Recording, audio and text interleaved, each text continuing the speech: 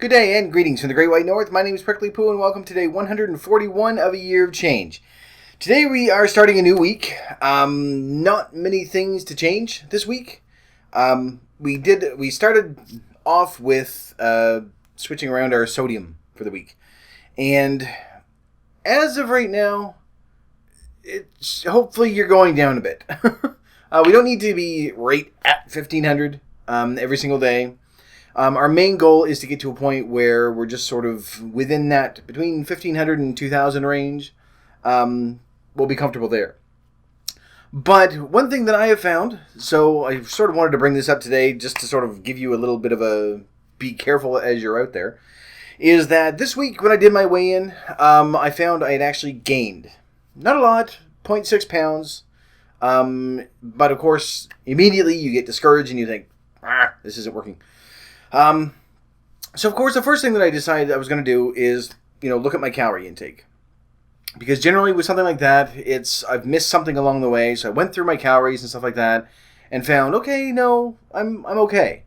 Very, very close a lot of days, but I'm still under. I still was doing my treadmill, so it wasn't the exercise.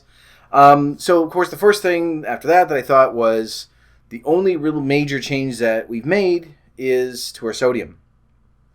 So I started looking.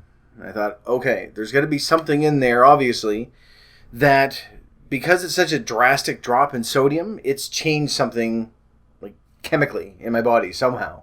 And that's causing me to gain weight. Nope. It actually has the opposite effect. Well, you could cut out sodium completely, just cold turkey, 100%, and you'll drop a lot of weight. So any cutting back of sodium is going to cause you to lose weight. So it wasn't that. So I didn't know where to go from there, because those are really the top three things I look at is, just double check my calorie intake and my exercise, make sure that thing's good. See if I've missed any tracking, double check with that, and then any changes. So I thought, okay, well, I've done well in sodium, not as well as I would have liked, but it's lower than it was the week before. So we're good there. So what else is there? So I decided I was going to take a look at some of the other stuff that we're going to be looking at later on to see maybe I had, because I've been avoiding sodium, have I sort of been replacing it with something else. So I looked and my fat intake is a little different. It's not a lot. It's not higher. It's just, there's like 5 different types of fat that you can look at, like trans fat and mono unsaturated and all the other stuff. The little ones like that, those have gone up.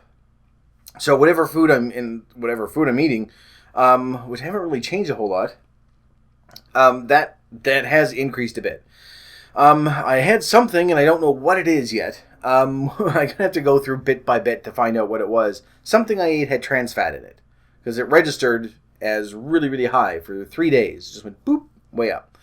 But 3 days of that still being under my calories is probably not going to cause an increase.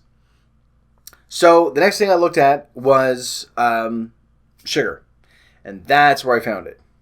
My sugar intake hasn't really, when I look at the charts, it sort of spikes back and forth and everything. But this past week, my sugar intake has increased. Not a lot. But I know I haven't really had much in the way of fruit, so I know that it's probably like refined sugar of some sort. Strangely enough, the day that I bought the gummy bears, that might be where all the bad stuff came from. Although it was only like 4 or 5 handfuls of it, it has made a bit of a difference. Plus, I wasn't feeling well after I ate it, and it was all weird. It's really hot in here. I'm sorry. I'm all sweaty and gross. So that's one thing that I sort of want to bring up today is that when we're doing this, when you're cutting back on sodium, and this is sort of why I chose the gummy bears over anything else. When you're watching out for sodium, obviously it's a very risky thing, because instead of just paying attention to the sodium, you're now saying, okay, well, the calories are fine, sodium is low, it should be okay. And obviously it's not. I don't think it's just the gummy bears. I'm not obviously blaming one thing. I also had bought noodles from a Chinese restaurant that is by my work, and I suspect there's a lot of fat in that. That's probably where the trans fat came from. I don't know yet. I'll have to take a look. but just sort of stepping outside of where we've been for the past few months. And so you really need to be careful when you're looking at, okay, I need to cut back on sodium, but I want something snacky, but just don't replace it with something that's sugary. Because obviously that's going to go up and it's going to change because they haven't had sugar in a very, like artificial sugar, I guess. Well, no, anyway. Chocolate-covered pretzels I'm thinking from a few weeks back, but I'm realizing I'm still eating quite a bit of junk food.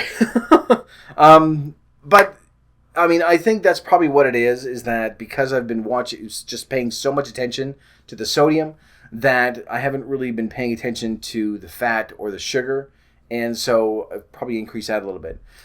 Because I've stayed below my calorie count every single day. I'm still doing my exercise, stuff like that. So it has to be one of those little tweaky things in between that I'm not paying attention to. So just wanted to sort of bring that up to say, when you're doing this, don't just look at it and say, okay, well, I can still have sugar right now for the next few weeks, so I'll have something sugary, because you may end up gaining like I did. And again, it's only roughly half a pound, 0.6 pounds. But when I think back through the week and think I'm still doing everything I should be doing, it does get very, very frustrating.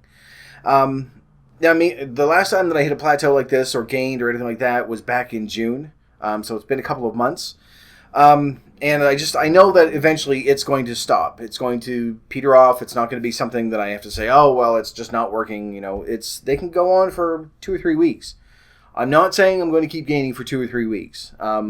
If you're at a point where you're saying, oh, well, I'll probably gain for the next 2 or 3 weeks, you're planning on just binging and not eating properly and not doing exercise and stuff like that. No.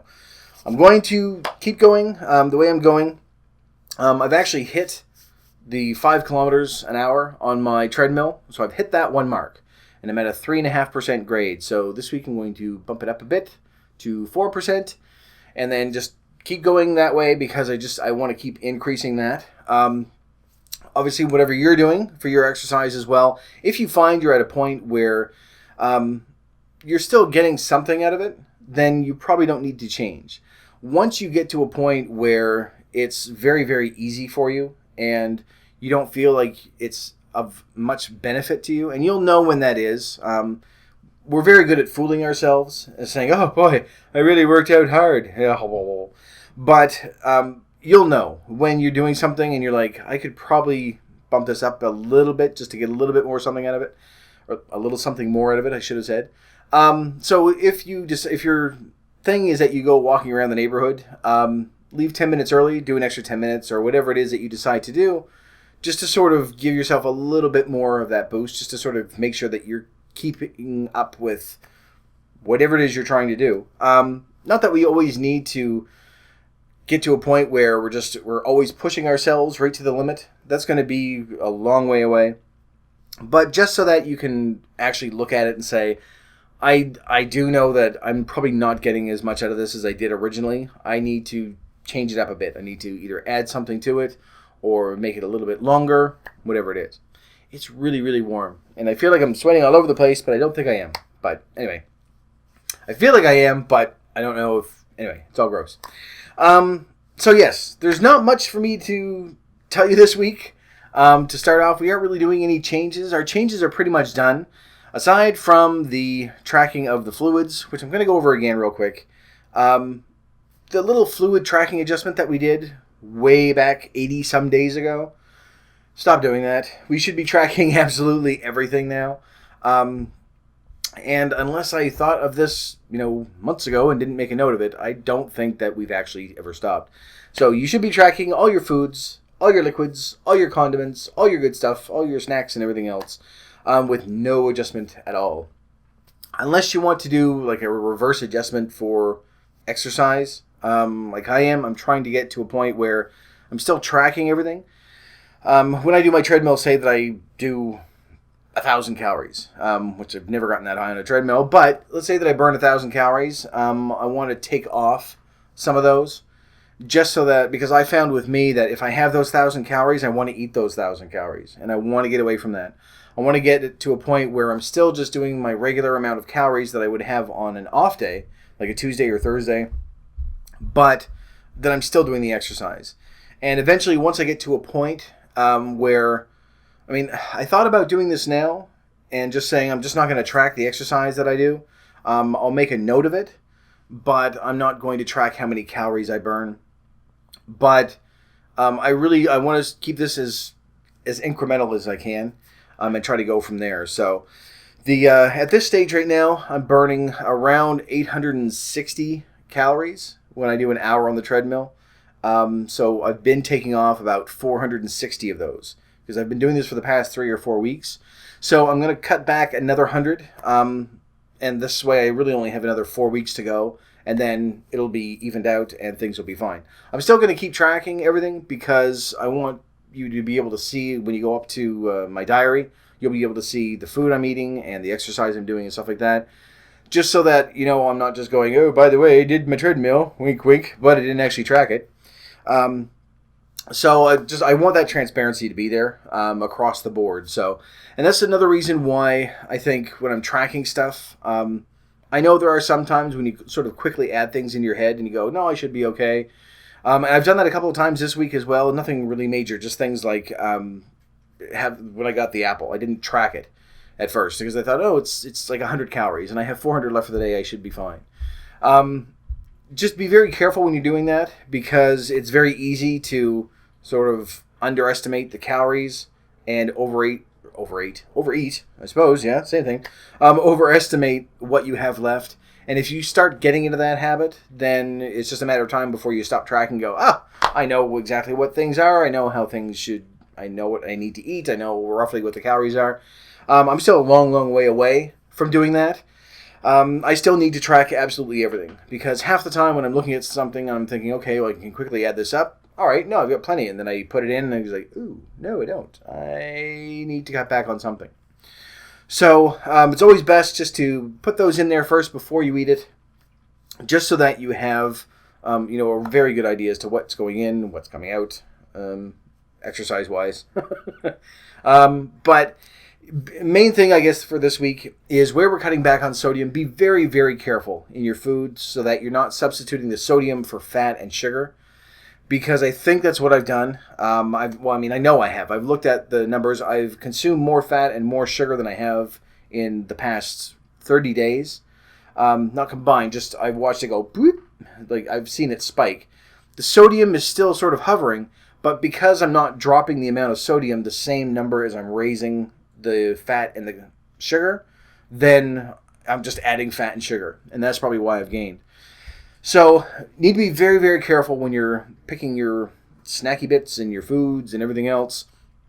Just keep in mind that we are going to be looking at fat and sugar later on down the road, but you don't want to have it so that all of a sudden, after 5 months, your fat intake and your sugar intake is higher than it was, 3 months ago. We really don't want that. So, need to sort of start paying more attention and really cutting way back on the salt without replacing it with anything else. One good thing I did notice on my tracking, though, is that, because this is one thing that we talked about earlier on in the week with how sodium and potassium work together, so that, the more potassium you have, it sort of counteracts the sodium and stuff like that.